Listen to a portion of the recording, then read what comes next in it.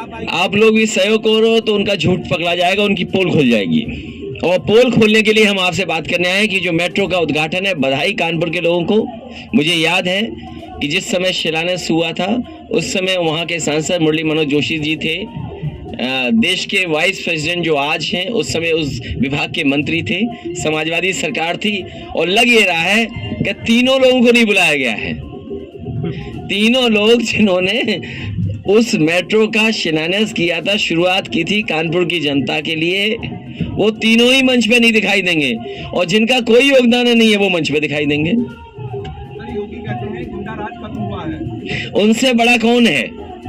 जिन पे धाराएं कितनी लगी हैं, ठोको राज के नेता है वो, ठोको राज के वो हैं। उनसे ज्यादा मुकदमे किसी मुख्यमंत्री पर हुए हों तो बता दो हमें। ये अलग विषय है, लेकिन कानूनी क्या होगा देखा जाएगा। सर, शिक्षक भर्ती में आरक्षण घोटाला हुआ, सरकार आएगी तो क्या दोषियों को जेल भेजा जाएगा सर?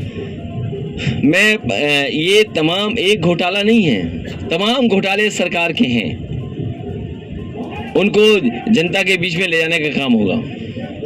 सर, आपकी दो भविष्यवाणियां सच साबित हुई है। कृषि कानून को लेकर पहले ही आपने कह दिया था कि कानून वापस हो सकता है, उसके बाद आपने कहा था कि आईटी की रेट भी बढ़ सकती है तमाम मेरे कंपेन को रोकने के लिए। तो अब क्या बीजेपी के पास अब कौन सा कदम बचा होगा, आपको क्या लगता है?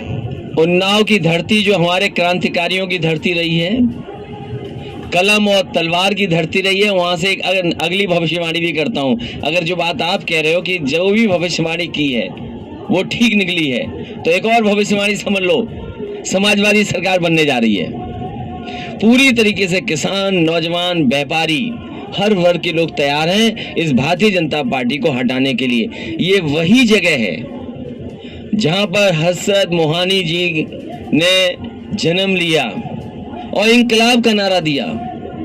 उन्नाव में इंकलाब होगा, 22 में बदलाव होगा। उन्नाव से इंकलाब होगा, 22 में बदलाव होगा। जैन ने जो इत्र बनाया था, आप लोगों के माध्यम से, पत्रकार साथियों के माध्यम से ये प्रचार किया गया कि वो समाजवादी पार्टी का। दोपहर आते आते हमारे पास जागरूक पत्रकारों को भी समझ में आ गया समाजवादी पार्टी से कोई रिश्ता नहीं है, तो वो भी पलट गए दोपहर के बाद तक। सुबह तो यही हेडलाइन चल रही थी, समाजवादी पार्टी का इत्र कारोबारी। लेकिन मुझे खुशी है दोपहर आते आते हमारे पत्रकार साथी भी समझ गए कि समाजवादियों से कोई लेना देना नहीं है।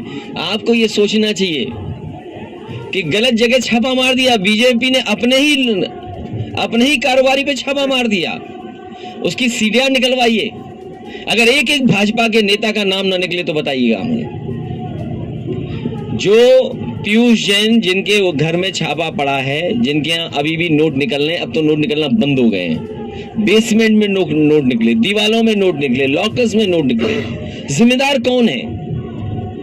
वो छापा मारना चाहते थे इत्र वाले के यहाँ, उसका नाम था पुष्पराज जैन, इनका नाम था पीयूष जैन। लगता है डिजिटल इंडिया की गलती हो गई, पुष्पराज जैन की जगह पीयूष जैन आ गए, तो पीयूष जैन के यहाँ छापा मार दिया। और सोचो क्या निकला, सोचिए उत्तर प्रदेश में इतना रुपया किसी का नहीं निकला होगा।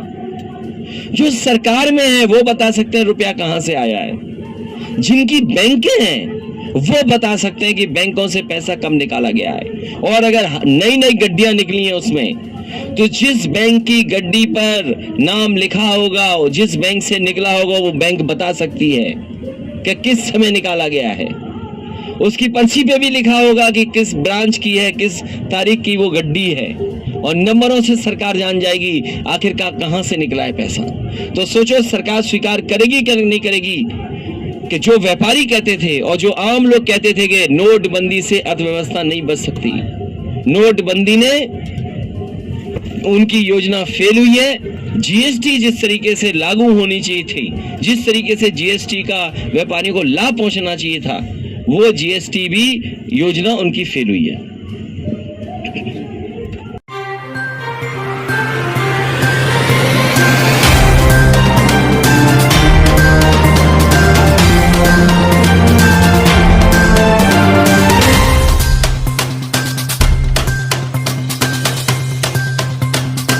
अभी तक हमारा चैनल सब्सक्राइब नहीं किया तो सब्सक्राइब करो, लाइक करो, शेयर करो।